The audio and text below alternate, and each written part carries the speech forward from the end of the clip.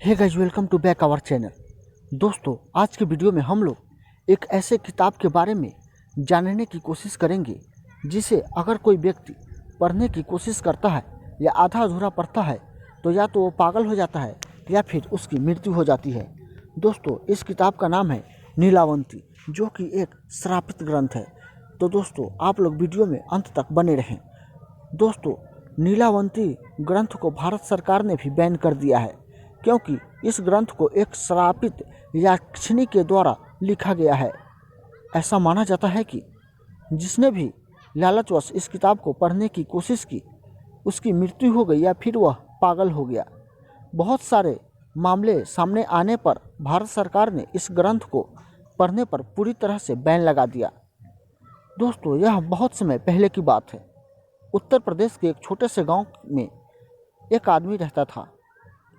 उसकी एक पत्नी और उसका एक छोटी सी बच्ची उसके साथ रहता था। जब वह बच्ची 5 वर्ष की हो गई तो उसकी माँ की मृत्यु हो जाती है। इस बच्ची का नाम नीलावंती था। नीलावंती की माँ की मृत्यु के पश्चात नीलावंती के पिता ने उस गांव को छोड़ दिया और नीलावंती को लेकर दूसरे गांव में चले गए। दोस्तों, नीलावंती के पिताजी को आयुर्वेद का बहुत ही अच्छा खासा ज्ञान था। नीलावंती भी अपने पिता से आयुर्वेद का ज्ञान लेती थी। नीलावंती के अंदर एक खासियत थी कि वह पेड़ पौधों, जानवरों, पशु पक्षियों, इन सब से बातें कर लेती थी और उनकी हर भाषा समझ जाती थी। यही नहीं, नीलावंती के स्वप्न में शैतान भी आते थे और नीलावंती को जमीन के नीचे गड़े हुए धन दौलत के बारे में जानकारी देते थे। लेकिन नीलावंती के अंदर उसके पिताजी के अच्छे संस्कार थे, इसलिए वह सब कुछ जानते हुए भी धन दौलत के पीछे नहीं पड़ते थे और वह जमीन को खोदकर उसे नहीं निकालती थी। नीलावंती को पेड़ पौधे और शैतान जो भी मंत्र बताते थे, वह पीपल के पत्ते से बनी एक किताब पर लिख लेती थी।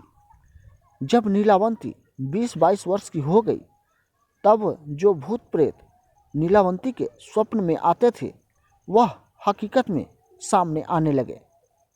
कुछ समय बाद नीलावंती को पता चलता है कि वह एक श्रापित याक्षिणी है, जो कि एक श्राप की वजह से इस दुनिया से बाहर नहीं निकल पा रही है। उसे अपनी दुनिया में जाना था। यह सब बात वह अपने पिताजी को बताती है।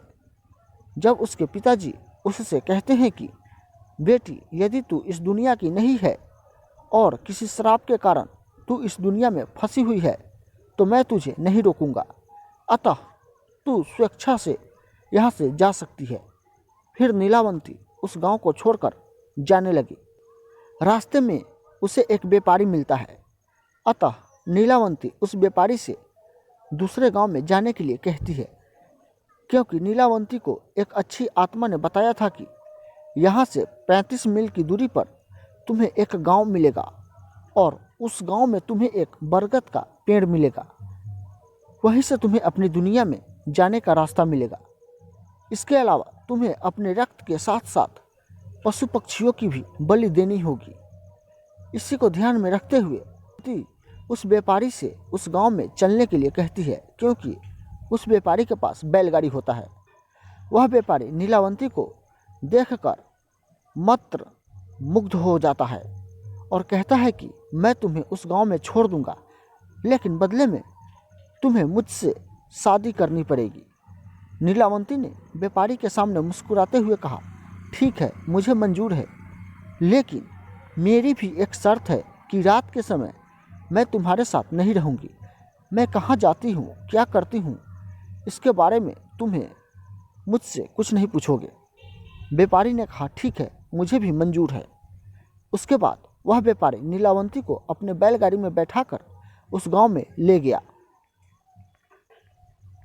फिर शर्त के अनुसार नीलावंती ने उस व्यापारी से विवाह कर लिया। रात के समय नीलावंती प्रतिदिन बरगद के पेड़ के नीचे तंत्र मंत्र करने के लिए चली जाती थी। वहाँ पर वो अपना रक्त और पशु पक्षियों की बलि भी चढ़ाती थी। एक दिन रात के समय जब नीलावंती तंत्र मंत्र उस बरगद के पेड़ के नीचे कर रही थी, उसी समय उस गांव के कुछ लोगों ने नीलावंती को पशु पक्षियों की बलि देते हुए देख लेते हैं और उस व्यापारी को जाकर सारी घटनाओं की जानकारी देते हैं। जब अगली रात को नीलावंती उस समय के अनुसार रात में तंत्र साधना के लिए जाती है तो उसके पीछे पीछे वह व्यापारी भी चला जाता है और नीलावंती को तंत्र साधना करते हुए देख लेता है। अगले दिन नीलावंती के स्वप्न में शैतान आता है और उससे बताता है कि नीलावंती, कल जब तुम तंत्र साधना के लिए बरगद के पेड़ के नीचे जाओगी, उसी समय बरगद के पेड़ के बगल में जो नदी बहती है, उसी नदी में तुम्हें एक लाश बहती हुई दिखाई देगी। उस लाश के गले में एक ताबीज होगी, तुम्हें उसे खोल लेना है। गले से ताबीज को निकालने के बाद उसी नदी में तुम्हें एक नाव पर सवार एक आदमी मिलेगा। तुम्हें इस ताबीज को उस आदमी को दे देना है। वह तुम्हें दूसरी दुनिया के दरवाजे तक पहुंचाने में तुम्हारी मदद करेगा।